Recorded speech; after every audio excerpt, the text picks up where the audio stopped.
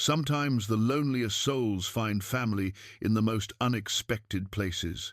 Deep in the rugged mountains where civilization ends, an aging cowboy named Silas Croft discovered 3 orphaned bear cubs trembling beside their mother's lifeless body, and in that moment, everything changed. What started as simple mercy, bottle-feeding 3 helpless creatures through the winter nights, became the most remarkable bond the frontier had ever witnessed. The townsfolk laughed at him, calling him crazy, betting on when those bears would turn on their foolish keeper. But when real danger came knocking at Silas's cabin, those same cubs would prove that loyalty knows no species. What happened when armed poachers broke in, expecting an easy target? Before we jump back in, tell us where you're tuning in from, and if this story touches you, make sure you're subscribed, because tomorrow I've saved something extra special for you. Silas Croft had lived 67 years on this earth, and for the last 5 of them, he had done so mostly in silence. His ranch sat tucked into a fold of the Wyoming mountains, where the pine trees grew so thick they blocked out the afternoon sun, where the nearest neighbor was 12 miles down a rutted dirt road that became impassable half the year. It was the kind of place a man went when he wanted to be left alone with his thoughts, his regrets, and the honest work that kept his hands busy and his mind from wandering too far into the past. The cabin was small but sturdy, built by his own hands 40 years back when he and Margaret first claimed this land. 2 rooms, a stone fireplace, windows facing east to catch the morning light she had loved. The furniture was simple, a table, 2 chairs, though only one ever got used anymore, a bed that felt too large, shelves lined with her books that he couldn't bring himself to open. Outside stood a barn for his horse, a pen for the chickens, and a modest corral for the 20 head of cattle that provided enough income to keep him in coffee, flour, and the occasional bottle of whiskey. His days followed a rhythm as predictable as the seasons. Up before dawn, coffee boiled strong and black in the dented pot that had seen 4 decades of mornings. Check the animals, mend whatever fence the winter had damaged, ride the property line looking for breaks or predators. Dinner was usually beans and whatever meat he had dried, eaten while standing at the counter, or sometimes not at all. By lamplight he would repair tack, sharpen tools, or simply sit and watch the fire burn down to embers. Then sleep, dreamless most nights, and up again before the sun. It was a life that suited him, or at least it was a life he had learned to endure. Margaret had been gone 5 years now. Cancer, they told him, though by the time they made the long trip to the doctor in town, it was already too late for anything but morphine and prayer. She had lasted 6 weeks after the diagnosis, long enough to see one more spring come to the mountain, long enough to make him promise he would not let grief turn him into a ghost. He had promised, held her hand until the very end, and then broken that promise slowly, day by day, until he barely remembered what it felt like to speak more than a few words to another human being. The town thought he was strange, the hermit rancher who came in twice a year for supplies and never stayed longer than necessary. They whispered that the solitude had made him odd, that a man his age should sell the place and move somewhere civilized, maybe find a widow to keep him company in his final years. But Silas had no interest in their opinions or their pity. The mountain understood him better than people ever had. He kept a journal, though he rarely wrote more than a sentence or 2. Observations about the weather, notes on which cow was due to calf. Occasionally, late at night with the whiskey loosening his thoughts, a line or 2 about Margaret, how she used to hum while cooking, how she could gentle any wild thing with just her voice and patience.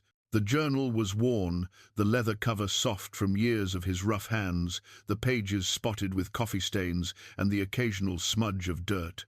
On the morning everything changed. Silas rose as usual in the dark, made his coffee, pulled on his boots and his coat that smelled of wood smoke and horse. The spring air was crisp, the last of the snow melting in shaded patches beneath the pines.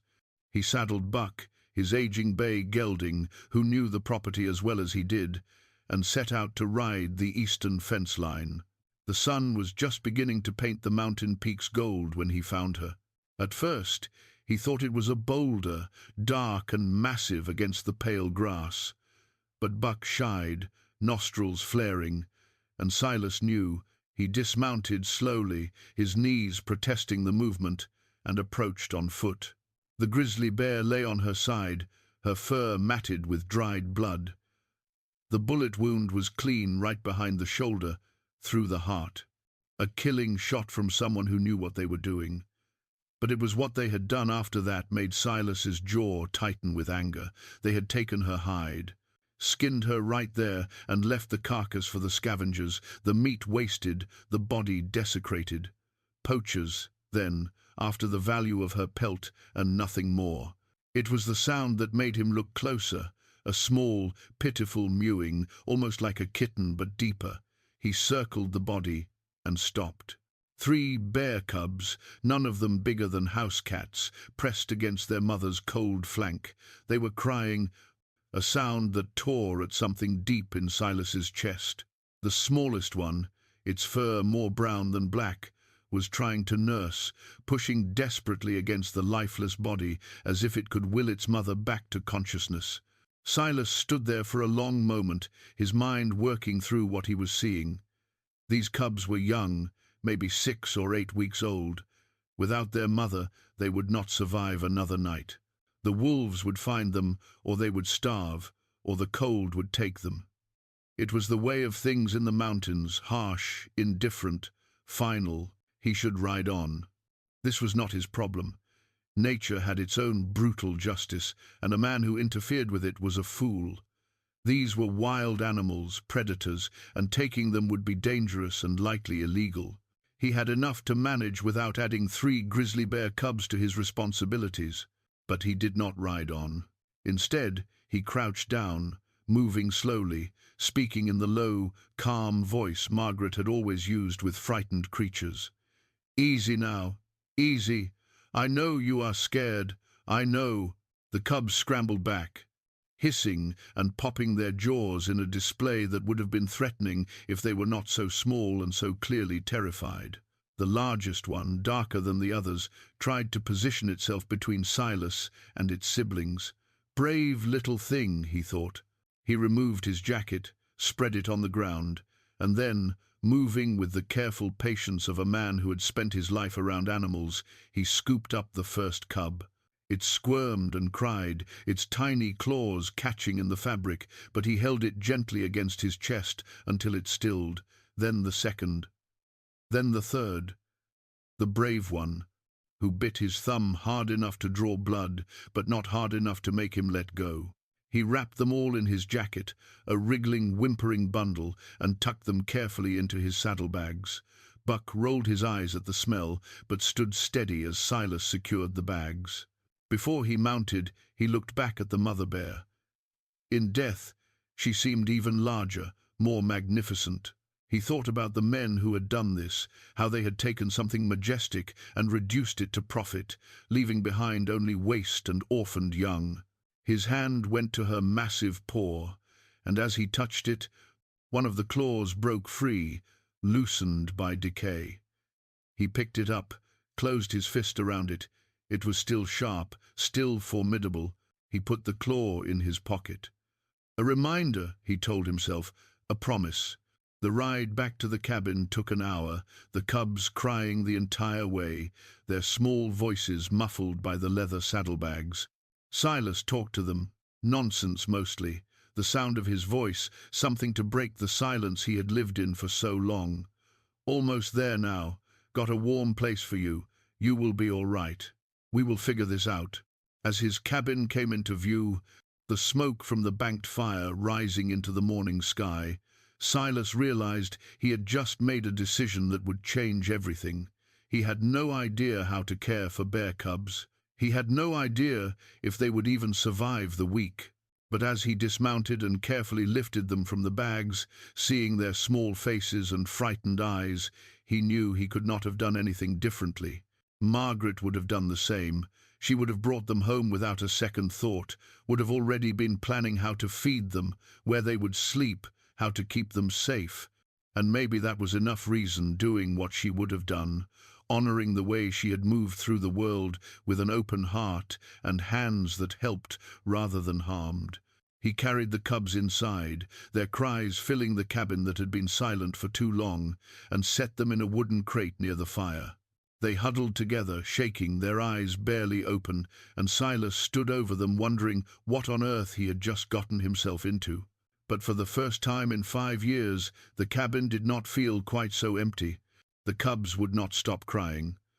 For the first hour, Silas stood by the crate watching them, trying to remember anything he knew about raising orphaned animals.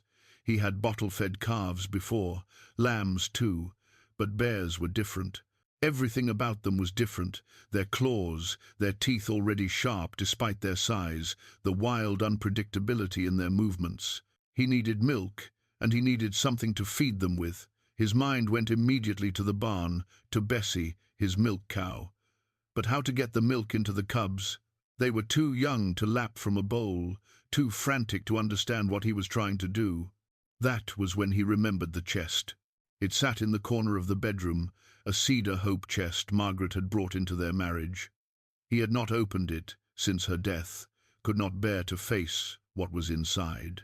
But now, driven by the desperate crying of 3 starving cubs, he knelt before it and lifted the lid. The smell hit him first lavender and cedar, and something indefinably her. Inside were the things she had saved. Baby blankets she had sewn, soft and carefully folded, small gowns in yellow and white. And there, wrapped in tissue paper, 3 glass baby bottles with rubber nipples, bought in hope and stored away when hope had faded year after year. Silas sat back on his heels, the bottle in his hands, and felt the old grief rise up sharp and fresh. They had wanted children, tried for years, but it had never happened, and eventually they had stopped talking about it, had learned to find meaning in each other and the life they built together. Margaret had never quite let go of the dream, though. She had kept these things, just in case. Now, 5 years after her death, they would finally be used. He washed the bottles at the pump, his hands shaking slightly, then went to the barn to milk Bessie. The cow stood patiently while he worked, the rhythmic sound of milk hitting the pail, soothing in its familiarity. He filled a pot, brought it inside, warmed it gently on the stove, testing the temperature on the inside of his wrist the way he had seen mothers do. The cubs were screaming now, worked up into a frenzy of hunger and fear.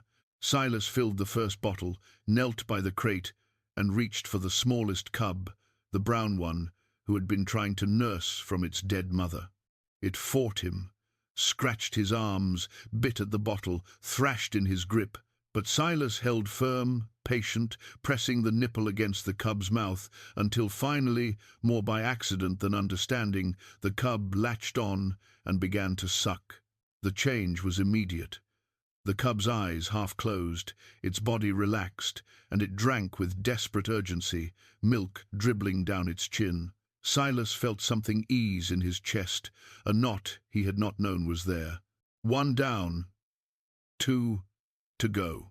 The process repeated with the other 2 fighting, patience, and then finally the breakthrough moment when instinct took over and they drank.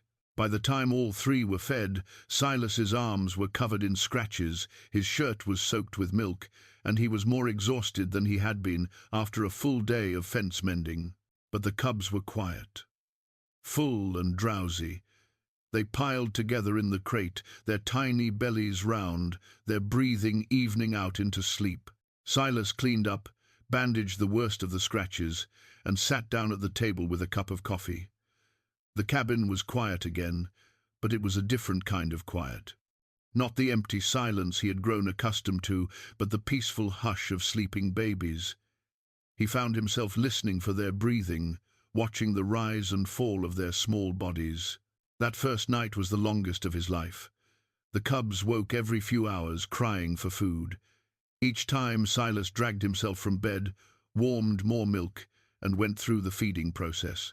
By dawn he was nearly delirious with exhaustion, but the cubs were alive, and that seemed like victory enough. The days that followed fell into a brutal routine. Feed the cubs every 3 to 4 hours, clean up after them, try to catch sleep in between. They were messy, destructive, and demanded constant attention. But they were also impossibly small, impossibly vulnerable, and Silas found he could not resent them for it. He started talking to them. At first just during feedings, explaining what he was doing in the same low, calm voice he used with his horses. But soon he found himself narrating his entire day, commenting on the weather, sharing observations about the ranch, even telling them stories about Margaret. "Your mama bear. She was trying to protect you," he said one morning as he fed the dark-furred cub, "same as my Margaret would have done. She had that fierce kind of love in her, the kind that does not count the cost." By the end of the first week, the cubs had stopped fighting the bottle. They recognized him now, would make small chirping sounds when he approached, reached for him with their tiny paws.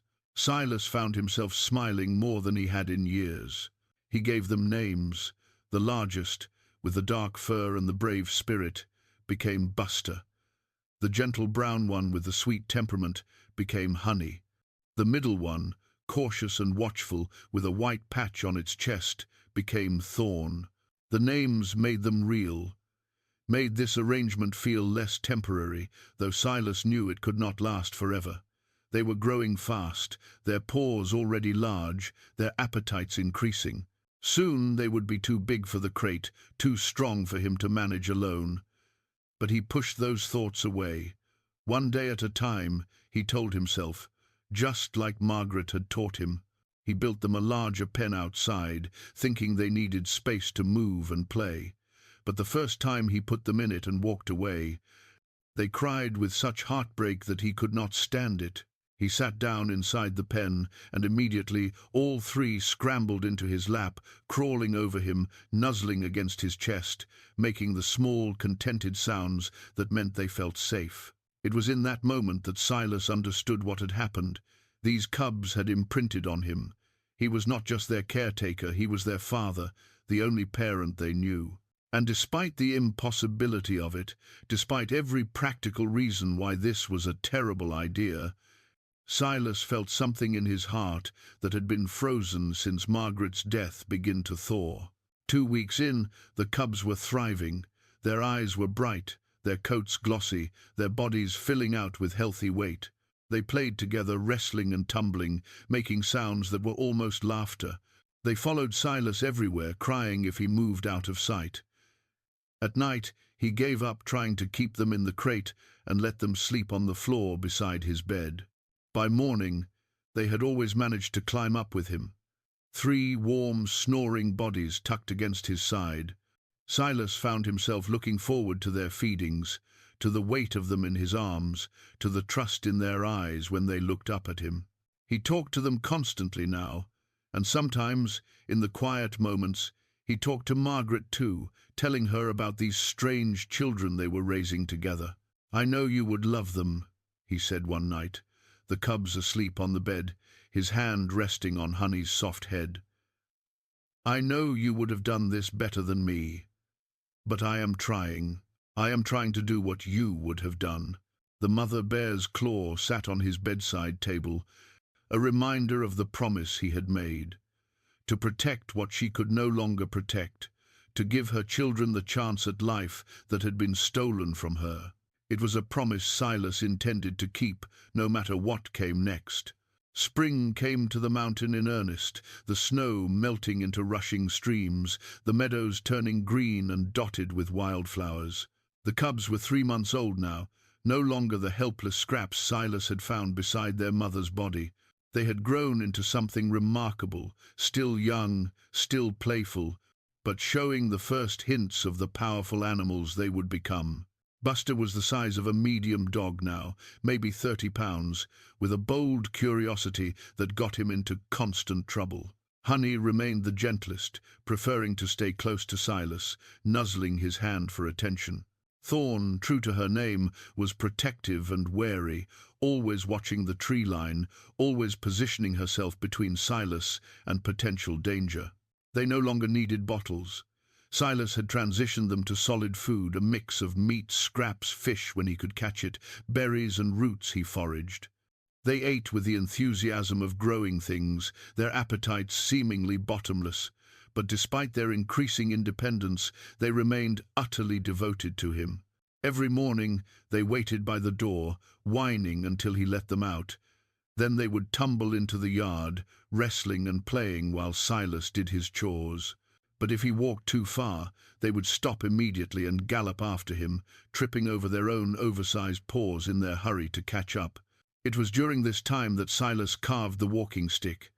Long evenings, when the cubs slept in a pile by the fire, he would sit in his chair and work the mountain ash wood, shaping it smooth, carving small notches to mark each month they had been with him. 3 notches so far, and each one a reminder of how quickly time was passing. The stick became useful as the cubs grew bolder. They wanted to explore farther from the cabin, wanted to follow him on his daily rounds. Silas would lead the way with the stick, and the 3 bears would trail behind like ducklings, stopping when he stopped, hurrying when he hurried. It was comical and touching in equal measure, this grizzled old rancher with his trio of young grizzlies, moving through the forest like some strange family. He started taking them on his fence-line rides, though Buck was less than thrilled about the arrangement. The first time Silas mounted up with 3 bear cubs crying at his stirrups, the horse had nearly bolted. But Buck was old and patient, and eventually he tolerated the bears trotting alongside, though his ears stayed pinned back in disapproval. Those rides became the pattern of their days. Silas would check his cattle, mend fences, clear deadfall, and the cubs would range around him, exploring, playing, but never straying too far. They learned to fish in the creek, scooping at the water with their paws more enthusiastically than effectively. They learned which plants were good to eat, which logs might hide grubs, which stones might have interesting things underneath. Silas found himself teaching them the way a father would teach children. Not consciously, not with any plan, but through simple presence and patience. When Buster tried to chase a porcupine, Silas's sharp "no" stopped him cold. When Honey got her head stuck in an old bucket, Silas gently worked it free while talking her through her panic. When Thorn found a rattlesnake and backed away growling, Silas praised her caution. They were learning the mountain, learning to be bears. But they were learning it with him, through him, and that made all the difference. The journal entries changed during this time. Where before Silas had written sparse notes about weather and cattle, now his entries were longer, more frequent, filled with observations about the cubs. Buster tried to climb the big pine today. Made it 15 feet before he got scared and cried until I coaxed him down. Reminded me of teaching a boy to be brave. Honey brought me a flower today. Laid it at my feet like a gift. Margaret would have loved that. Thorn growled at a shadow this evening. She is going to be the fierce one, the protector. He read these entries aloud sometimes, late at night, as if Margaret could somehow hear them, as if she was part of this strange journey he had stumbled into. The cubs brought something back to life in Silas that he thought had died with his wife. Purpose, yes, but more than that, joy. The simple pleasure of watching young things grow and thrive under his care. The satisfaction of seeing them learn and play and trust, the warmth of unconditional affection from creatures who loved him simply because he was there, because he had chosen to care when he could have walked away. But there was a shadow growing alongside the joy. Silas knew he could not keep them forever. They were wild animals, and the wild was where they belonged. Already they were large enough to frighten Buck, strong enough to knock Silas down when they roughhoused. In a few months, they would be too powerful to manage, too dangerous to keep close to the cabin. He would have to release them, teach them to survive on their own, then let them go back to the forest where they belonged. The thought sat in his chest like a stone, heavy and cold, but it was the right thing to do, the responsible thing. They deserved to live as bears, not as pets. Just not yet, he told himself. A few more months. A few more seasons, just a little more time. One evening, as the sun set and the cubs dozed by the fire, Silas carved another notch into his walking stick. 4 months now. 4 months since he had found them beside their mother's body. 4 months since his life had been turned upside down by 3 helpless creatures who needed him. He ran his thumb over the mother's claw, still kept in his pocket, worn smooth now from constant handling. The promise he had made that day had evolved. It was no longer just about keeping them alive. It was about preparing them for a life without him, about teaching them everything they would need to survive when he was gone. It was the hardest kind of love, the kind that knew when to let go. But as Buster snored by his feet, as Honey's paw twitched in dreams, as Thorn cracked one eye open to check that he was still there, Silas knew he was not ready yet. Not yet. By the time summer arrived in full, Silas could no longer avoid going into town. His supplies were running low: flour, sugar, coffee, ammunition.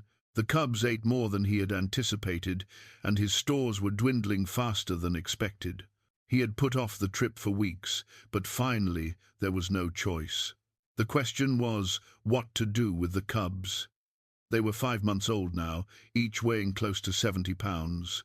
They had never been separated from him for more than an hour, and even that caused tremendous distress. The idea of leaving them for the full day it would take to make the round trip to town was unthinkable. So Silas made a decision that he knew would have consequences. He would take them with him. Buck was not happy about it. The horse had barely tolerated the cubs following along on property rides, but a 12-mile journey was something else entirely.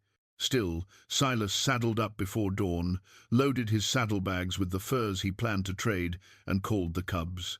They came immediately, as they always did, tumbling out of the cabin in their clumsy, enthusiastic way.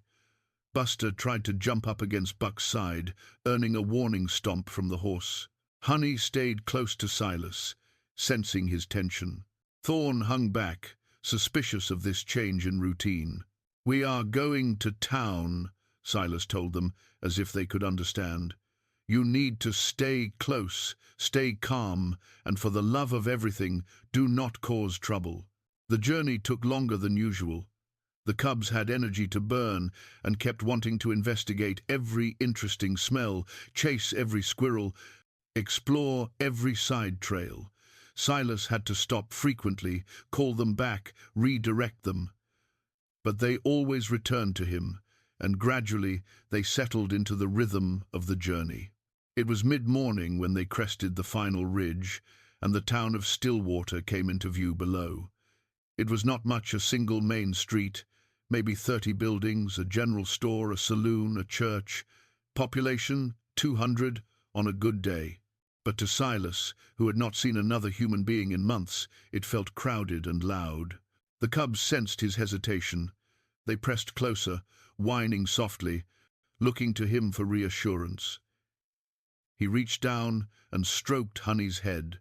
"It will be all right," he said, not sure if he was trying to convince them or himself. They rode down the main street slowly, and it did not take long for people to notice. The first was old Mrs. Chen, hanging laundry behind the boarding house. She looked up, saw 3 bears following a horse, and screamed. Within minutes, it seemed like the entire town had turned out to stare. People poured from the store, the saloon, gathering on the boardwalks to watch the spectacle of Silas Croft riding into town with 3 grizzly bears at his heels. The cubs, overwhelmed by the noise and the crowd, stayed glued to Buck's flanks, whimpering. Silas kept his eyes forward, jaw tight, heading straight for the general store. "Well, I'll be damned," someone said, voice loud enough to carry. Crazy Bear Man finally showed his face. Laughter rippled through the crowd. Silas ignored it, dismounting and tying Buck to the hitching post. The cubs immediately clustered around him, nervous in this strange place with all these strange people. "They going to eat someone?" a man called out. More laughter. "I give it a week before they turn on him," another voice added. "Bears are bears. Can't make pets out of them." Silas turned to face the speaker, Jack Morrison, the town's self-appointed know-it-all, standing outside the saloon with his arms crossed and a mean smirk on his face. "They are not pets," Silas said quietly. They are orphans I am caring for. Orphans, Morrison snorted. That what we are calling it? Man your age should know better. Those things will rip you apart first chance they get. Care to place a wager on that, Jack? Someone called. How long you think before old Silas ends up as bear dinner? The crowd was treating it like entertainment, like Silas was a circus act put on for their amusement. He felt anger rising in his chest, but pushed it down. These people did not understand. They did not need to. He turned his back on them and entered the store. The storekeeper, Tom Walsh, was more respectful but no less skeptical. Silas, I have known you 20 years. Never thought I would see you keeping bears. Did not plan on it, Silas replied, pulling his list from his pocket. Need these supplies. Tom looked out the window at the cubs, who were pressed against the door, trying to see where Silas had gone. They really follow you everywhere? They do. That is something. Tom shook his head. But folks got a point, Silas. Those are wild animals. They are going to get big, real big. What happens then? I will handle it when the time comes. If you are still alive, Tom muttered, but he began gathering the supplies. While Tom worked, Silas could hear the conversation continuing outside, the laughter, the speculation. Someone had started taking bets on when the bears would attack. The odds, apparently, were not in Silas's favor. He paid for his supplies with the furs, loaded everything into his saddlebags, and stepped back outside.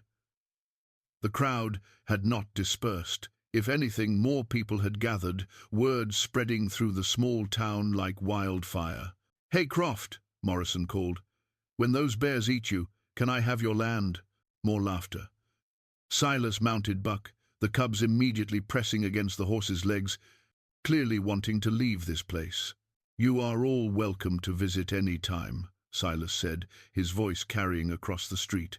"See for yourselves that these bears are well cared for and no danger to anyone. I would not set foot on your property for $100, Morrison shot back. "Not with those monsters running loose." Silas looked at him for a long moment. "Funny thing about monsters, Jack. They are not always the ones with teeth and claws." He turned Buck and headed out of town, the cubs trotting alongside, clearly relieved to be leaving. Behind him, he could hear the laughter and speculation continuing. The story would spread, he knew. The crazy old hermit with his trained bears, the fool who thought he could tame wild animals, the dead man walking. Let them talk, let them bet.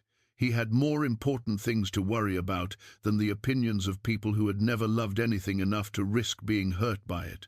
The cubs stayed close all the way home, and when they finally reached the cabin as the sun was setting, they rushed inside like they had been gone for weeks instead of hours.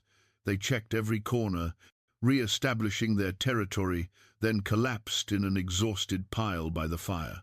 Silas sat down heavily, feeling every one of his 67 years.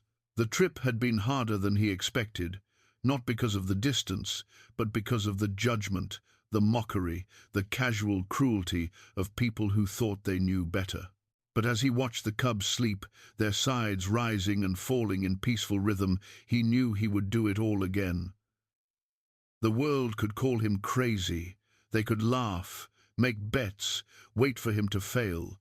He had made a promise to a dead mother bear, and more importantly, he had made a promise to himself. These cubs would survive, they would thrive, and when the time came for them to return to the wild, they would be ready. Until then, let the town talk. He had work to do. The summer passed in a blur of work and wonder. The cubs grew at an alarming rate, their bodies filling out with muscle and strength. By August, Buster weighed nearly 150 pounds, Honey close to 130, and Thorn somewhere in between. They were no longer cute and clumsy. They were becoming formidable. Silas watched the transformation with mixed emotions. Pride at seeing them thrive, anxiety about what it meant for their future, and an underlying sadness he tried not to examine too closely. Every pound they gained, every inch they grew, was a step closer to the day when they would be too large, too strong, too wild to keep close. He had started teaching them to hunt, not consciously at first, but gradually, letting them observe when he dressed a deer, showing them how to track rabbits through the underbrush, taking them to the best fishing spots, and letting them practice. They learned quickly, their natural instincts awakening under his guidance. Buster became an excellent fisher, patient enough to wait for the right moment before striking. Honey developed a talent for digging up roots and finding berry patches. Thorn, true to form, became the group's protector, alert to every sound, every movement, constantly scanning for threats. They were learning to be bears. That was good. That was what they needed. But it also meant they were learning to need him less. The relationship was shifting in other ways, too. They were no longer the helpless cubs who cried when he left the room. They roamed farther from the cabin now, sometimes staying out until dusk, returning with muddy paws and satisfied expressions. They had their own lives, their own adventures, their own world that did not entirely revolve around him. It was natural, it was healthy, it broke his heart a little more each day. One evening in late summer, Silas was sitting on the porch as the sun set, his journal open on his lap. The cubs were wrestling in the yard, a tangle of fur and playful growls. He watched them and began to write. "They are not mine.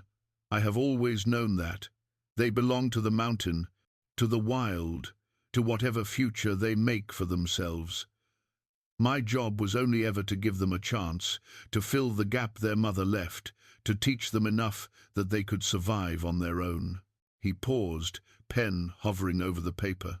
But knowing something and accepting it are different things. Margaret used to say that love means wanting what is best for someone, even when it costs you everything. I am beginning to understand what she meant. Buster broke away from the wrestling match and loped over to Silas, flopping down beside the chair with a contented huff. Silas reached down and scratched behind his ears, the way the bear liked. Buster's eyes half closed in pleasure. "You are getting too big for this porch, boy," Silas said softly. "Too big for the cabin. Soon you will be too big for this life." Buster made a low rumbling sound, something between a purr and a growl that meant he was happy, completely oblivious to the complex human emotions swirling around him. Just a young bear, enjoying the end of a good day. Silas closed his journal. The words were getting harder to write lately because they forced him to face truths he would rather avoid. The cubs needed to go back to the wild. He knew that. But not yet. Not quite yet. The turning point came in September. Silas was checking his northern fence line when he heard Thorn growl, a deep warning sound he had never heard from her before. He turned to see a mountain lion perched on a boulder 50 yards away, its yellow eyes fixed on Honey, who had wandered slightly apart from the group. Everything happened in seconds. The lion crouched, preparing to spring. Thorn charged, roaring a sound that was no longer young or playful, but fierce and territorial. Buster joined her, both bears placing themselves between the predator and their sister. Silas reached for his rifle, but before he could raise it, the standoff resolved itself. The mountain lion, faced with two nearly full-grown grizzlies willing to fight, decided the meal was not worth the risk. It turned and vanished into the trees. The bears did not pursue. They stood their ground until they were certain the threat was gone, then turned and trotted back to Silas, checking on each other, touching noses, reassuring themselves that everyone was safe. Silas's hands were shaking as he lowered the rifle. They had defended themselves. More than that, they had defended each other with a coordinated response that showed intelligence and courage. They were not helpless anymore. They were not his babies anymore. They were bears, capable and strong, exactly what they were meant to be. That night, lying in bed with Honey's massive head resting on his chest and Buster snoring at his feet, Silas made a decision. Come spring, he would begin the process of letting them go. He would take longer trips away from the cabin, encourage them to stay out overnight, teach them to be independent. It would be gradual, careful, giving them time to adjust. But it had to happen. They deserved their freedom. They deserved to live as nature intended, even if it meant living without him. The fall brought changes in routine. Silas started leaving the cubs home when he rode the fence lines, ignoring their protests. At first they panicked, crying and pacing, but gradually they learned to settle, to entertain themselves, to trust that he would return. He extended his absences an hour, then 2, then half a day. Each time he returned, they greeted him with enthusiasm but not desperation. He encouraged them to sleep outside, in the shelter he had built near the cabin. Some nights they did, other nights they scratched at the door until he let them in. He never refused them. He knew he was supposed to be firm, consistent, preparing them properly, but he could not bear to leave them outside when they wanted to be close. Margaret would have been stronger, he thought. She would have done what was necessary, no matter how much it hurt. But Silas was discovering that there were limits to his strength, boundaries to his resolve. He carved another notch into his walking stick. 8 months now. 8 months since he found them. 8 months that had transformed his life from silent isolation into something rich and complicated and precious. He ran his fingers over all the notches, each one a month he had been given with them. Not much longer now. Maybe 6 more months, 8 at most. Then they would be ready. Then he would have to let them go. The mother's claw sat on his bedside table, as it always did. Sometimes, late at night, he would pick it up and remember that morning in the spring when his world had changed. When he had made a promise to protect 3 helpless cubs, he had kept that promise. He had protected them, raised them, taught them. But the final lesson he needed to teach was the hardest one of all: how to live without him. And he had no idea how to bear it. Winter arrived early that year, the first snow falling in late October and never quite melting away. The cubs, now nearly full-grown at close to 300 pounds each, responded to the cold with increased appetite and drowsiness. They were preparing for hibernation, following ancient instincts that Silas had no control over. He had read what he could find about bears, making the long trip to town specifically to purchase books from the traveling merchant. Hibernation was not sleep, exactly. It was a state of torpor where their heart rates slowed, their body temperatures dropped, and they survived on stored fat through the long winter months. They would need a den, a cave or hollow, safe and insulated. Silas had found the perfect spot months ago, a deep cave in the hillside, about a quarter-mile from the cabin. He had lined it with pine boughs, checked it for other occupants, made sure the entrance was large enough for the bears, but defensible against intruders. He had shown it to the cubs several times, letting them explore, trying to encourage them to see it as their winter home. But as the days grew shorter and colder, the cubs showed no interest in leaving the cabin. They drowsed by the fire, ate enormous amounts, and clearly expected to hibernate right there, in the home they had always known. Silas wrestled with the decision.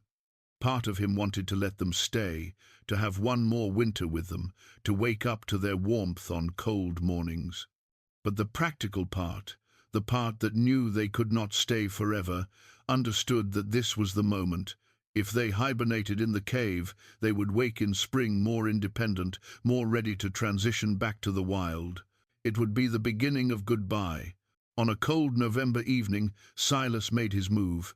He walked to the cave with all 3 bears following, as they always did. But this time, instead of just showing them the space, he crawled inside, made himself comfortable, and waited. The cubs hesitated at the entrance, whining softly. They did not like this change in routine. "Come on," Silas called gently. "It is warm in here, safe." Honey came first, trusting him as she always had. She crawled in beside him, her massive body barely fitting, and settled with her head in his lap. Then Buster, curious and always willing to try new things. Finally Thorn, reluctant but unwilling to be separated from her family. They filled the cave, these 3 enormous bears and 1 old man, packed together like they used to fit in the wooden crate by the fire. Except now they were not small and helpless. Now they were powerful, capable, wild. Silas stayed with them until they fell asleep, their breathing deep and even, their bodies warm despite the cold air. Then, moving as carefully as he could, he extracted himself from the pile of fur and crawled toward the entrance. Thorne's eyes opened, watching him. "It is all right," he whispered. "I will be back in the morning. You are safe here." She laid her head back down, trusting him one more time.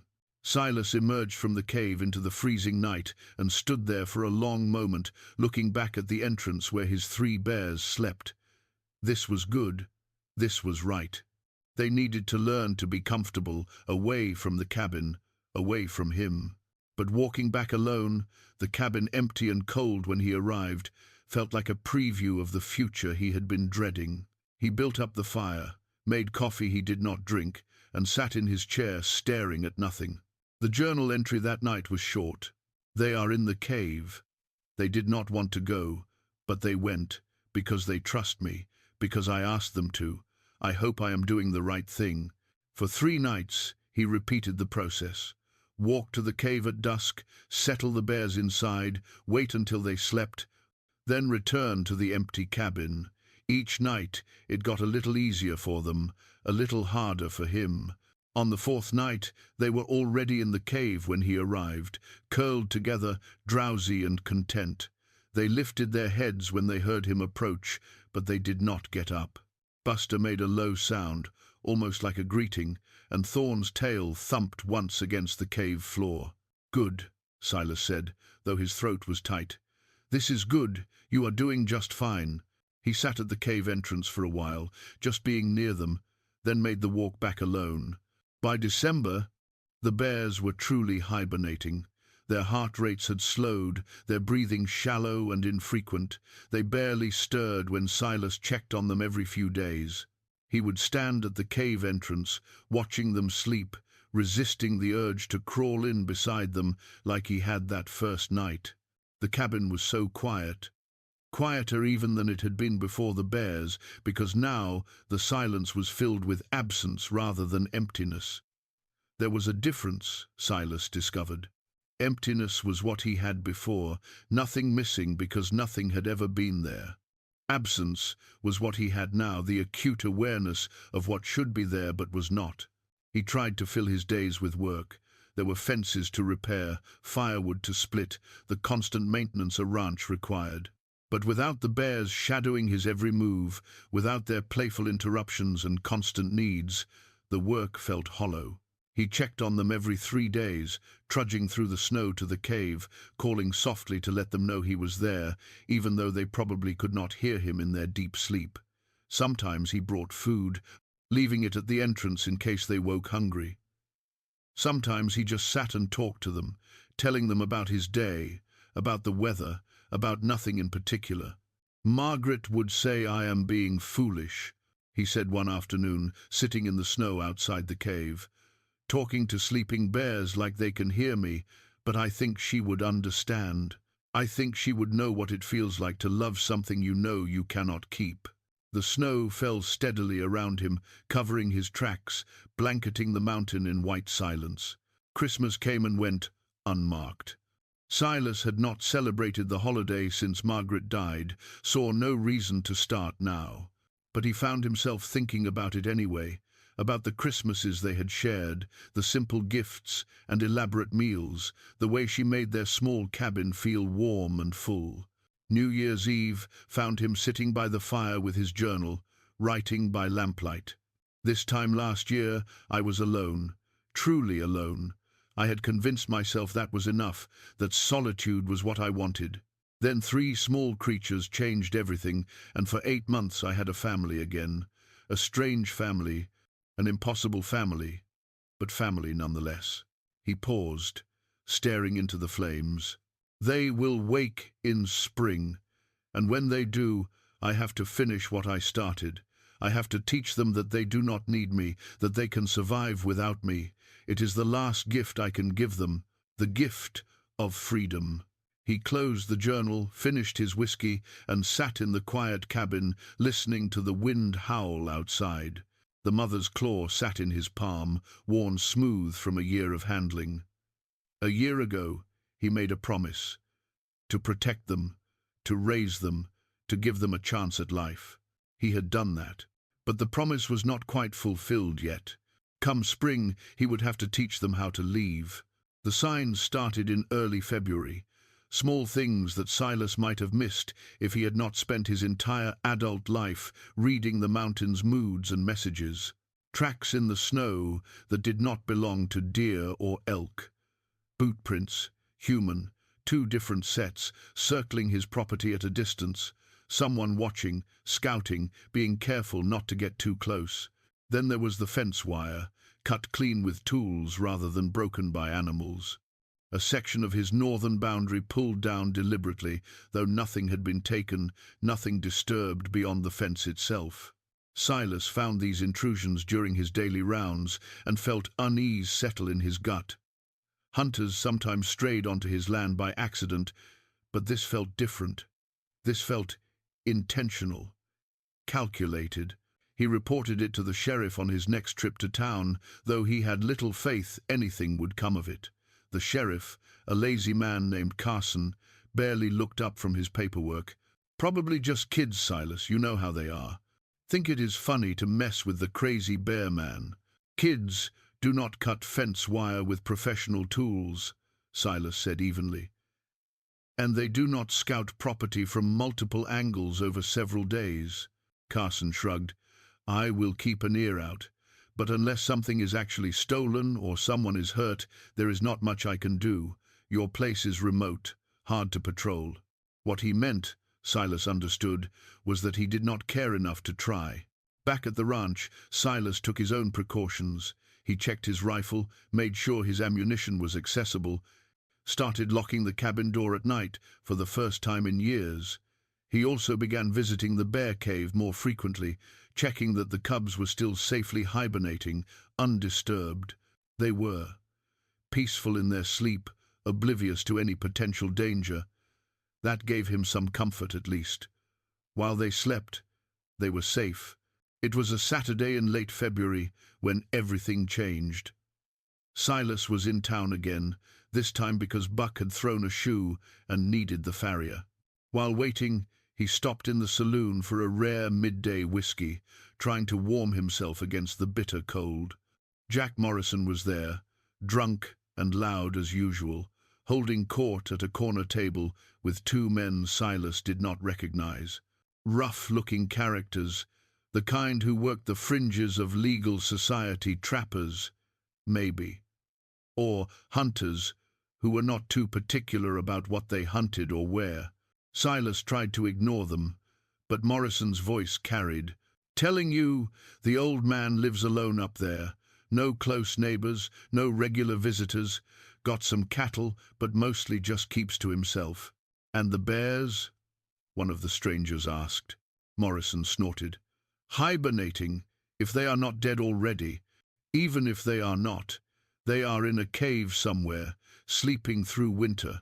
You would not see them if you went up there now. So the cabin would be empty? Empty, or just the old man. Either way, easy pickings. He has got to have money stashed somewhere. Lives like a miser, never spends anything. Probably cash hidden all over that cabin." Silas's hand tightened on his glass. He kept his eyes forward, his expression neutral, but every sense was now focused on that conversation. "How would we even find the place?" the second stranger asked. "I will draw you a map," Morrison said, voice slurring. "Hell, I will draw it for $50. You take whatever you find up there and give me 50. Rest is yours." The first stranger laughed. "You want us to rob an old man and pay you for the privilege?" "I want to be compensated for valuable information," Morrison said. "Take it or leave it. But I am telling you, it is easy money. Old hermit, middle of nowhere, probably has thousands hidden away. And even if the bears were around, what are they going to do?" More laughter. The sound of it made Silas's blood run cold. He finished his drink, paid his tab, and walked out. His mind was racing, trying to calculate odds and options. Morrison was drunk, and drunk men talked. But drunk men also acted, and these strangers looked like the type who would not need much convincing if they thought there was money to be had. He collected Buck from the farrier and headed home immediately, pushing the old horse faster than he should have. The sun was setting by the time he reached the cabin, the temperature dropping rapidly. Silas spent that evening preparing. He loaded his rifle, placed it within easy reach. He checked every window, every door, made sure everything was secure. Then he went to the cave. The bears were still sleeping, their breathing deep and slow. But Silas noticed something that filled him with relief. They were stirring more now, shifting position, their hibernation starting to lighten as the days grew longer. In another few weeks, maybe less, they would wake. "I might need you sooner than that," he said softly, standing at the cave entrance. "If trouble comes, I might need you to wake up and remember who raised you, who protected you." But they slept on, and Silas returned to the cabin to wait. 2 days passed with no incident, then 3. Silas began to wonder if he had overreacted, if Morrison's drunken talk had been just that talk. The strangers might have moved on, found easier targets, dismissed the idea entirely. On the 4th night, Silas was jolted awake by Buck's frantic neighing from the barn. He was out of bed instantly, rifle in hand, moving to the window. The moon was bright, casting silver light across the snow, and there, crossing his property from the tree line, were 2 figures moving toward the cabin. They were trying to be quiet, but Buck had heard them, smelled them, and was making his displeasure known. One of the figures raised something, a rifle, Silas realized, and fired a shot that kicked up snow near the barn. A warning shot, or maybe just to shut the horse up.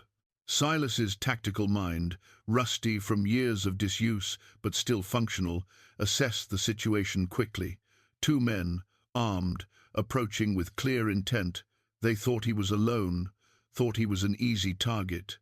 They thought wrong. He moved away from the window before they could see him, positioned himself by the door, and waited.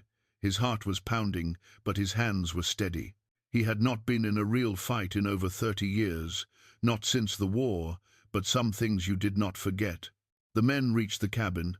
Silas could hear them talking in low voices, arguing about approach. Then footsteps on the porch, heavy and careless now that they thought they were close to their goal. The door handle rattled, then harder, trying to force it. Then a shoulder slammed against the wood, once, twice. Silas raised his rifle, aimed at the door, and called out, "I am armed and I will shoot. Turn around and leave while you still can."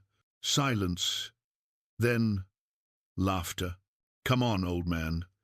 We just want to talk. Open the door. Leave my property. Now. Or what? You are one old man against 2 of us. You think you can take both of us before we take you?" More arguing outside, muffled but intense. Then a decision made. The window beside the door exploded inward, glass shattering, and Silas saw the barrel of a rifle pushing through. He dove to the side, fired back through the broken window, heard a yelp of pain and cursing. Wounded, not dead, but enough to make them reconsider the direct approach. "You shot me! You crazy old fool shot me! Next one goes through your head," Silas shouted. "Get off my property." But they did not leave. Instead, they retreated to cover, and Silas heard more discussion. They were regrouping, planning a different strategy. They had come for money and were not going to leave empty-handed just because their target had fought back. Silas crouched by the wall, breathing hard, mind racing. He could hold them off for a while, but eventually they would try a coordinated assault, front and back, and he could not cover both directions at once. He was 1 man against 2, and they were younger, stronger, probably more experienced at this kind of violence. He needed help, but the nearest neighbor was 12 miles away, and the sheriff would not come even if Silas could get word to him. Then, through the broken window, Silas heard something that made his blood freeze. "I heard Morrison talking about those bears. If they are hibernating somewhere close, maybe we should check. 3 bear pelts would be worth more than whatever the old man has hidden anyway." The cave. They were going to find the cave. And in that moment, Silas made a decision that would change everything. He had one chance, one desperate gamble. The bears were stirring, their hibernation shallow now. A loud enough noise, a strong enough disturbance, might wake them, might bring them home. Silas went to the door, threw it open, and stepped out onto the porch with his rifle raised. The two men were behind his water trough, one clutching his arm where Silas's shot had grazed him. "You want me?" Silas roared into the night. "Come and get me." Then he fired 3 shots straight up into the air, the sound echoing off the mountains, rolling through the forest like thunder. And he waited, praying to Margaret, to God, to whatever force had brought 3 orphaned cubs into his life, that his desperate call would be answered. The echo of gunshots faded into the mountain silence, replaced by Silas's ragged breathing and the pounding of his own heart. The 2 men behind the water trough had ducked at the shots, then slowly emerged, confused by his behavior. "What the hell are you doing?" "Old man," the wounded one shouted, "trying to signal for help. Ain't nobody close enough to hear you." Silas said nothing, just kept his rifle trained on them, buying time. Seconds stretched like hours. The cold bit through his thin shirt. He had not grabbed a coat before running outside, had not thought beyond the desperate need to wake his sleeping bears. Had it worked? Were they coming? Or had the shots just been too far away, too muffled by snow and earth, to penetrate their deep hibernation? "Dave," the unwounded man said, his voice carrying across the yard, "forget the old man. Let's check the barn, the outbuildings. Grab what we can and get out of here. He shot me, Terry. I am not leaving until he pays for that." They were circling now, splitting up. Dave moving left toward the barn, Terry right toward the cabin's far side. Classic flanking maneuver. In another minute, they would have him in a crossfire, and Silas would have to choose which direction to cover, leaving himself exposed to the other. This was how it ended, he thought. Not in his sleep, not peacefully after a long life, but here, in the snow, defending his home from men who saw him as nothing more than an obstacle to profit. He thought of Margaret, thought of the promise he had made her to not become a ghost, to keep living. He had tried. For 5 years after her death, he had tried and failed. But then, 3 small cubs had given him purpose again, had made him remember what it felt like to love something, to care, to fight for something beyond himself. If this was the end, at least it was an end that meant something. Then he heard it. Faint at first, distant, but growing closer. A sound that started as a low rumble and built into something that made every hair on Silas's body stand up. Roaring, deep, thunderous, furious. Not one voice but 3, coming from the direction of the cave, coming fast. The 2 men heard it too. They froze, looking toward the tree line, confusion turning to alarm. "What is that?" Terry asked, voice rising. "Probably nothing," Dave said, but he did not sound convinced. "Some animal." The roaring grew louder, closer, and now Silas could hear the sound of something large crashing through the brush, branches snapping, snow spraying. Not one something, 3 somethings. Then they burst from the trees. 3 massive grizzly bears, each one over 400 pounds of muscle and fury, charged across the clearing straight toward the cabin. Buster was in the lead, his dark fur silver in the moonlight, his massive head lowered. Honey and Thorn flanked him, all 3, moving with a coordinated purpose that was terrifying to behold. They were not fully awake. Their movements were still sluggish from hibernation, their responses dulled by weeks of sleep. But they were awake enough to recognize danger, awake enough to know that their father needed them, and most importantly, awake enough to be absolutely, terrifyingly protective. Dave and Terry stood paralyzed, their minds unable to process what they were seeing. 2 men who had thought they were hunting an easy target, suddenly faced with 3 enraged grizzly bears charging at full speed. "Run!" Dave finally screamed, breaking first. They both bolted, dropping their rifles, all thoughts of robbery forgotten in the pure animal instinct for survival. Dave headed for the tree line he had come from. Terry ran toward the road, slipping in the snow, scrambling on hands and knees before finding his feet again. The bears split their attack without hesitation. Buster and Thorn went after Dave, while Honey, true to her protective nature, pursued Terry. Their roars shook the night, primal and overwhelming. Silas watched it unfold like a dream. His bears, the cubs he had bottle-fed, the young ones he had taught to fish and dig for grubs, were now apex predators in full fury, driving away threats with overwhelming force. Dave made it maybe 50 yards before Buster caught him. The bear did not attack, did not maul. He simply ran the man down, slamming into him with enough force to send Dave, sprawling face first, into the snow. Then Buster stood over him, roaring directly down at him, so close that Dave's hair moved with the bear's breath. The man lay perfectly still, whimpering, every instinct telling him that any movement would be his last. Thorn circled them both, growling, making sure the threat stayed neutralized. Terry fared no better. Honey, the gentlest of the three, proved that gentleness did not mean weakness. She caught him at the edge of the property and simply planted herself in front of him, rising up on her hind legs to her full height, nearly 8 feet of solid bear, towering over a grown man who suddenly felt very, very small. Terry fell backward, scrambling away, but every direction he tried to go, Honey blocked him, forcing him back toward the cabin, herding him like a wayward calf.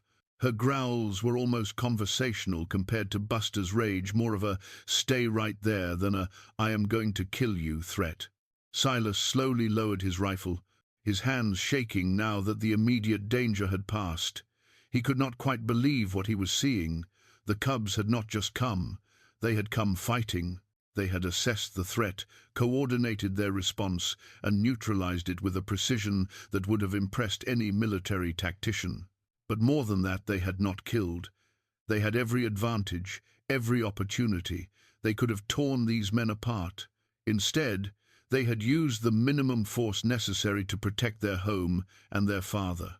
They had learned restraint somewhere in the year Silas had raised them, had understood that protection did not always mean destruction. "Good," Silas said, his voice hoarse. "Good bears, you did good."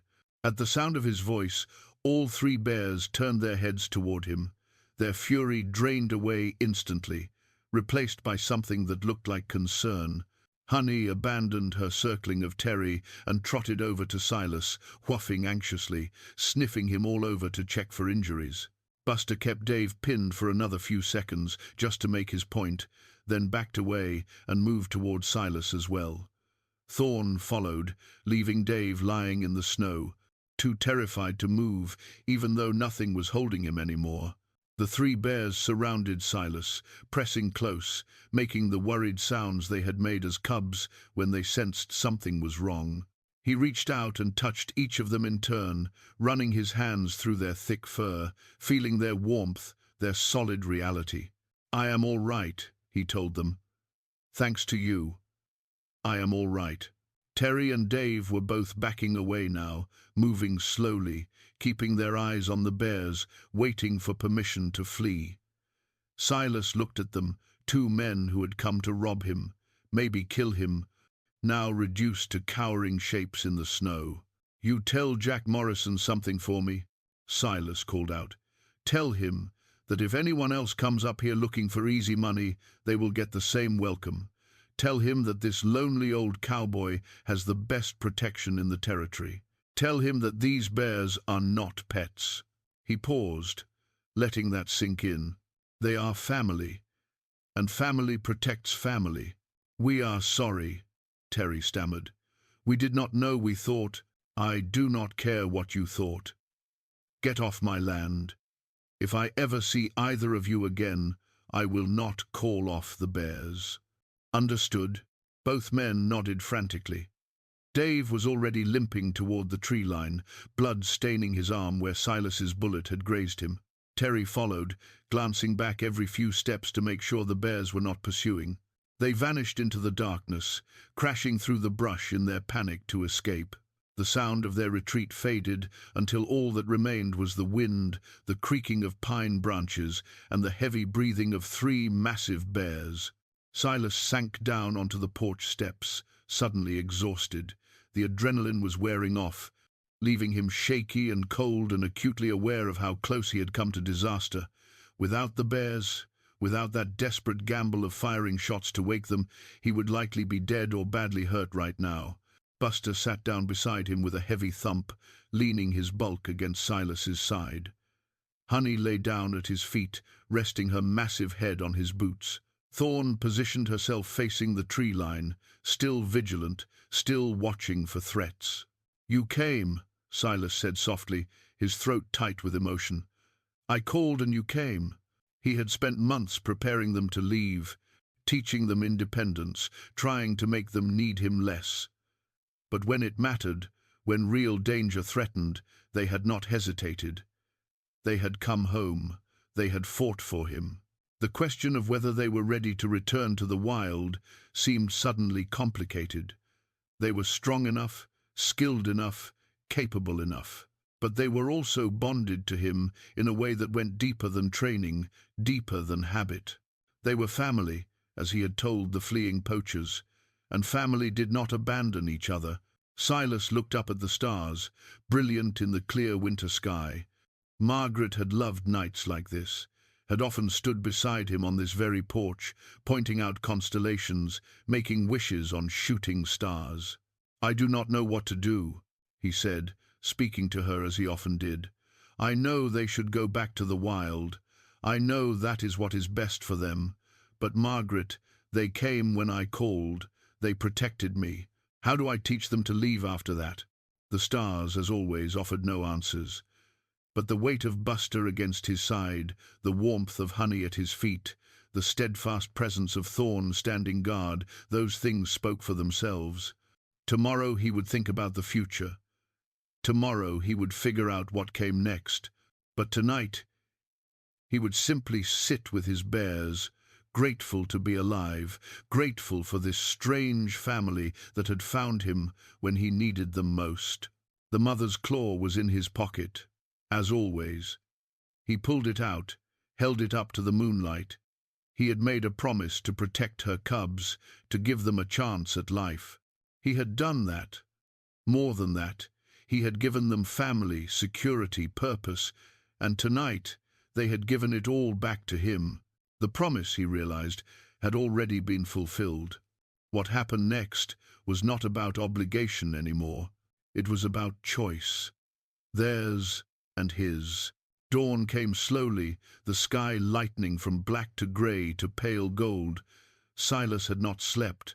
He had stayed on the porch with the bears until the cold drove them all inside, then spent the rest of the night sitting by the fire, rifle across his lap, just in case the men came back. They did not, but word of what had happened would spread. By noon, everyone in Stillwater would know that old Silas Croft's pet bears had chased off armed robbers.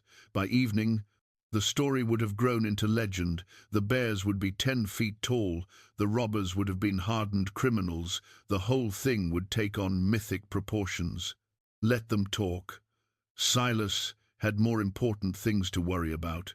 The bears were awake now, fully roused from hibernation by the night's excitement.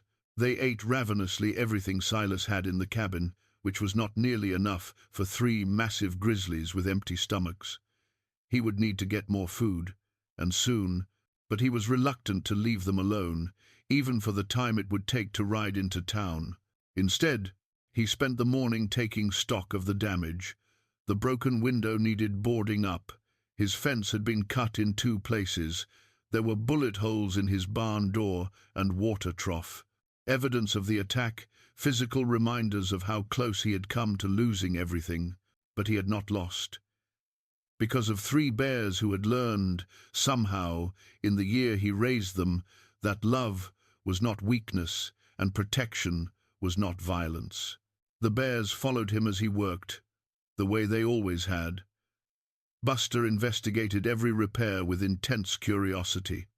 Honey stayed close, occasionally leaning against him as if to reassure herself he was still there. Thorn maintained her vigilant watch, scanning the property line, making sure no threats remained. They were different now, Silas noticed. The long winter sleep had changed them, matured them. They moved with more confidence, more awareness of their own power. They were no longer the cubs he had bottle-fed, or even the adolescent bears he had taught to fish. They were adults, fully capable, fully dangerous. And yet they stayed gentle with him. When Buster bumped him accidentally while investigating a fence post, the bear immediately backed away, making an apologetic sound. When Honey wanted attention, she nudged him softly, rather than knocking him down the way she could have. Thorn, despite her fierce protective instincts, let him move freely, trusting him to stay safe. They knew their strength. They chose restraint. That was the miracle of it, not that they had saved him, but that they had learned to calibrate their power, to be fierce when necessary and gentle when appropriate.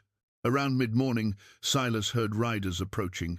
He tensed, reaching for his rifle, but the bears had already positioned themselves between him and the sound. Then he recognized Sheriff Carson's voice, calling from beyond the tree line. "Silas, it is Carson, coming in peaceful. Can you call off your bears?" Silas moved forward, placing a calming hand on Buster's shoulder. "Easy. It is all right." The bears relaxed slightly but remained alert as Carson rode into view, accompanied by 2 deputies. All 3 men stopped well short of the cabin, eyeing the massive grizzlies with obvious apprehension. "Got a report this morning," Carson said, staying in his saddle. "Terry Willis came stumbling into town before dawn, half frozen, babbling about bears. Said he and Dave Turner tried to rob you." "That is correct," Silas confirmed. "They broke my window, shot at my barn. I defended my property." "With bears?" Carson shook his head in disbelief. "I did not believe Willis when he told it, thought he was drunk or crazy. But I am seeing it now, and I still barely believe it. Believe it. These bears protected me when your law could not." One of the deputies spoke up. "We found Turner at the Morrison place. He's pretty shaken up, arm wounded from a bullet. Says they were just looking for work and got scared off." "He is lying," Silas said flatly. "They came to rob me. Jack Morrison sold them information about my property, told them I was an easy target. I heard him in the saloon days ago, making the deal." Carson sighed. "That is going to be hard to prove, Silas." "I do not need to prove it. Those 2 will not be coming back, and Morrison knows if he sends anyone else, they will face the same reception. Justice has already been served, Sheriff. I am just informing you of the facts." The 3 lawmen looked at each other. Finally, Carson nodded. "All right. I will talk to Morrison, tell him we are watching. But Silas, you need to understand something. Those bears of yours, they are causing talk, serious talk. Some folks are scared. They are saying those animals are dangerous, that something needs to be done. Those animals saved my life," Silas said quietly. "Anyone who thinks they are dangerous should remember that they had 2 armed men completely at their mercy last night and did not hurt them beyond scaring them half to death. These bears know the difference between protection and attack, which is more than I can say for some people." Carson opened his mouth to respond, then seemed to think better of it. Instead, he tipped his hat. "I will note your statement. And Silas, you might want to consider that cabin of yours is not going to hold 3 full-grown grizzlies much longer. Whatever you are planning for their future, you better figure it out soon." The sheriff and his deputies rode away, leaving Silas standing with his 3 bears in the cold morning light. The truth of Carson's words settled over him like a weight. The bears could not stay in the cabin anymore. They were too large, too powerful, too much. He had known this day would come. Last night's attack had just accelerated the inevitable. He looked at Buster, Honey, and Thorn, at the 3 creatures who had come into his life as helpless orphans and grown into something magnificent. "Come on," he said softly. "Let's get you all fed. Then we need to have a talk about what happens next." Over the next few days, Silas came to a decision. Not suddenly, not in a moment of clarity, but gradually, through watching the bears, through seeing how they moved through the world now, through understanding what they needed versus what he wanted. They could not live in the cabin anymore. That much was obvious. They were too large, too wild, too powerful, but they also could not simply be released into the wilderness and forgotten. They had spent their entire lives with him, learning through him, trusting him. To abandon them now would be a betrayal of everything he had promised their mother. The solution, when it came to him, was so simple he wondered why he had not thought of it before. The cave. They already knew it, had hibernated there, felt safe there. It was large, protected, perfect for bears who needed their own space, but were not yet ready to sever ties completely. He could visit them there, bring them food when hunting was scarce, check on them, remain part of their lives without demanding they stay part of his. It would be a transition, a bridge between dependence and independence, a way for them to choose their own path while knowing they always had a home to return to if they needed it. Silas spent a week making the cave more suitable for permanent residence. He cleared debris from the entrance, reinforced the sides where weather had weakened the stone, created a secondary entrance in case they needed an escape route. He stocked it with dried meat, showed them where the best fishing spots were within easy walking distance, marked the trees that bore fruit in season. The bears watched him work with interest, but no apparent concern. They did not understand what he was preparing for. To them, this was just another adventure, another project with their father. On the 8th day, when everything was ready, Silas led them to the cave as dusk was falling. They followed eagerly, thinking this was just another visit. But when they settled inside, when they curled up in the familiar space they had hibernated in, Silas did not join them. He stood at the entrance, his heart breaking, and spoke to them the way he had spoken to them every day since they were cubs. "This is your home now," he said. "Your real home. The cave, the mountain, the wild places, that is where you belong. Not in my cabin, not following me around like you are tame. You are not tame. You are bears, and bears need space to be bears." Honey lifted her head, sensing something different in his tone. Buster made a questioning sound. Thorn watched him with those intelligent eyes, waiting. "I am not leaving you," Silas continued, his voice thick. "I am still here. I will always be here, but you need to learn to live without me nearby all the time. You need to sleep here, hunt here, make this mountain yours the way it should be." He pulled something from his pocket, the mother's claw, worn smooth from a year of handling.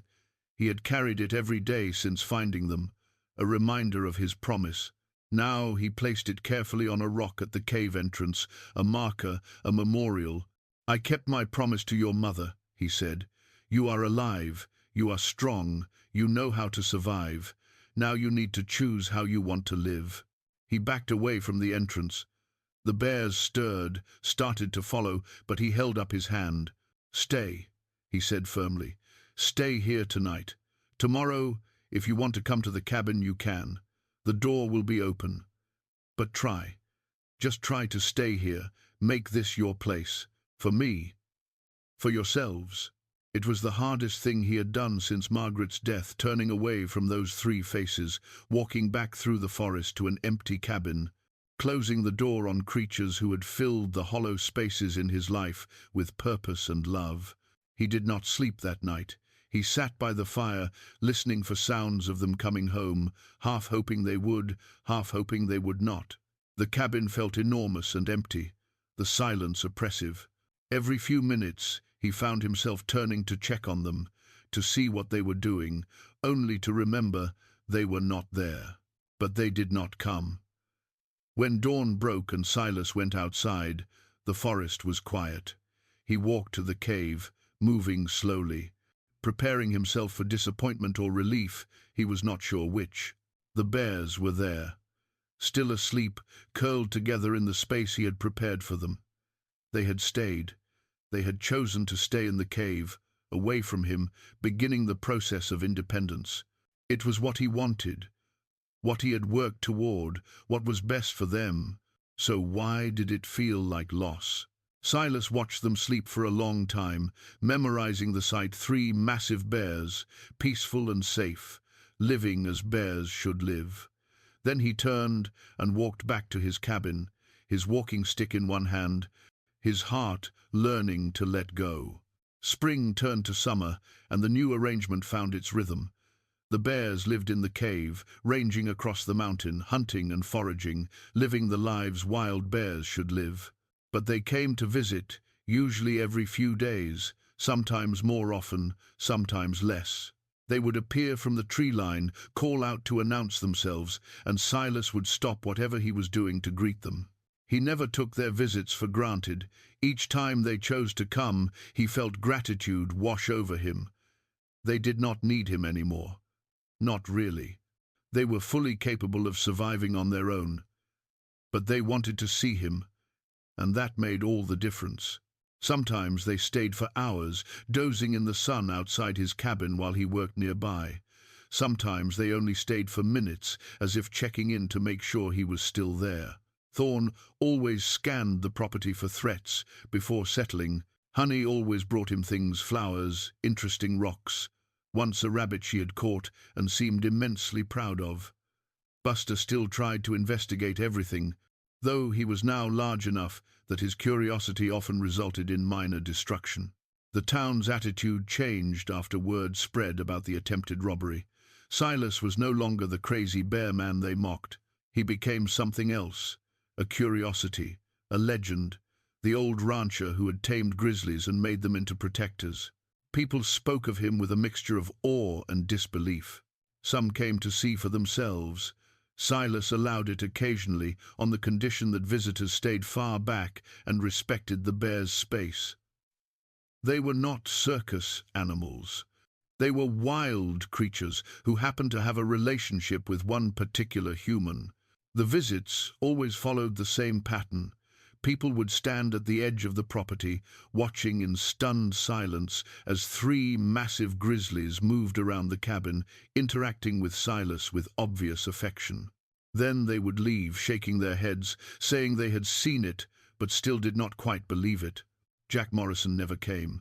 He left town shortly after the robbery attempt, driven out by shame and the sheriff's pointed questions about his involvement.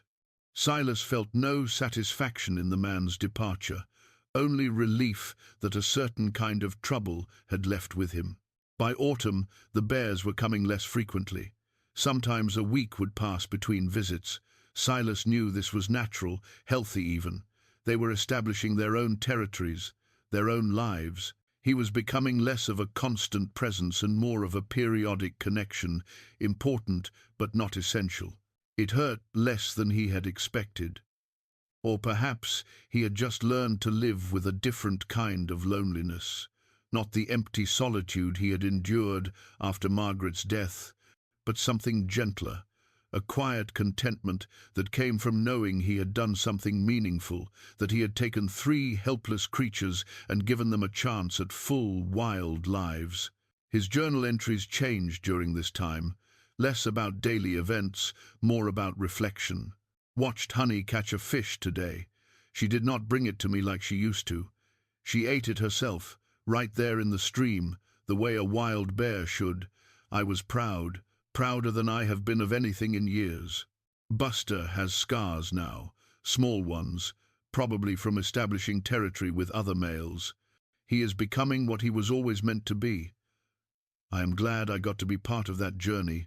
Thorn stayed for 3 days this week, just wanted to be close, I think. She slept by the cabin at night, watched the stars with me. Did not need anything, just wanted company. I understand that. Some nights I want company too. Winter came again, and the bears returned to the cave to hibernate. This time there was no trauma, no forced separation. They simply grew drowsy, ate their final autumn meals, and settled in for the long sleep. Silas visited them once, early in their hibernation, just to make sure they were safe and comfortable.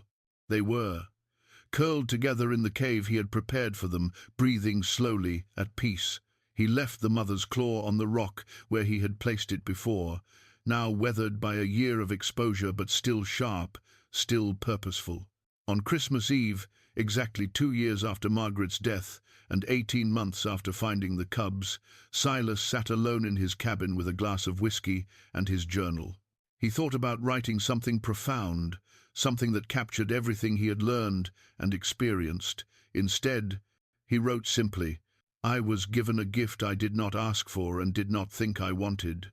3 small bears who needed a father, who gave an old man a reason to keep living. They are wild now, truly wild, living the lives they were meant to live. But they still choose to come back sometimes, still choose to be part of my life, even though they do not need to be. That is love, I think, not the kind that clings or demands or requires, the kind that allows freedom and still chooses connection."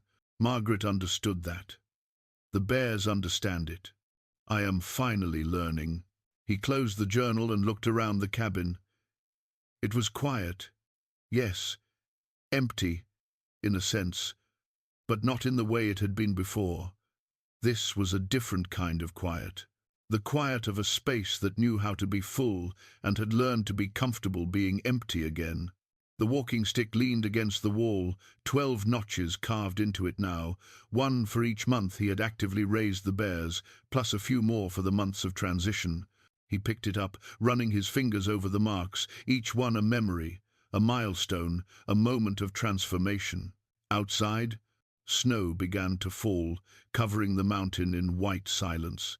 Somewhere up in the cave, 3 bears slept through the winter, safe and strong and wild. In the spring, they would wake. Maybe they would visit.